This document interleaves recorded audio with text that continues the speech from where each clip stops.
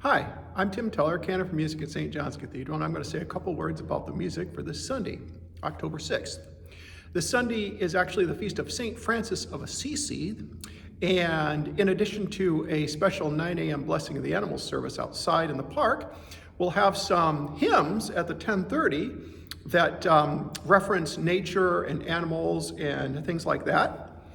Our opening prelude is the introduction and double fugue by English composer William Wayland. He is an 18th century composer. He graduated from Christ Church, Oxford in 1757. And the introduction and double fugue is characteristic of organ music of its time in England in that it contains no passages for pedals. English organs did not have pedals until well into the 1800s. And so all the authentic organ music from earlier than that time in England does not contain any pedal passages. It was the French and the Germans that really, especially the Germans, who really were the developers of organ pedal technique during those centuries.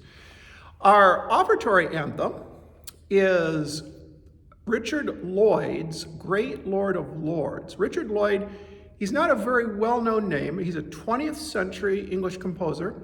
He was born in 1933, and he only fairly recently passed away in 2021. He was organist and choir director for a time at Hereford Cathedral and later Durham Cathedral. And in the 70s, he conducted the Three Choirs Festival in England several times as the chief conductor. Great Lord of Lords, it's a fairly conservative piece that uses the organ and choir very skillfully, and it really shows a unique musical voice. Our postlude is Now Think We All Are God by J.S. Bach, arranged by Virgil Fox. Now, this is one of my favorite postludes to play. It's based on the chorale tune, Now Think We All Are God, which we will actually be singing as the final hymn this Sunday.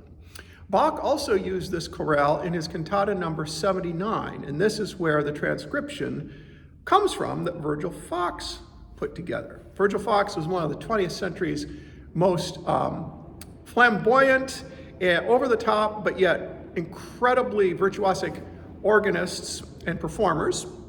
He had a huge stage presence, and it must be said that this arrangement, even though it is from J.S. Bach, is really more Virgil Fox than it is Bach, to be honest.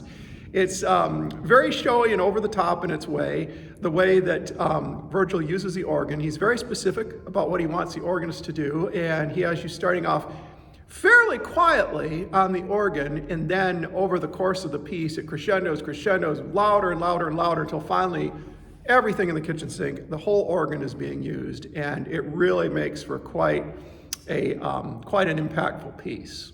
The chorale tune, you'll notice, is heard throughout the piece in long notes on the trumpets on the organ, accompanied by manual figurations all the way through. It's a very fun piece to play and listen to.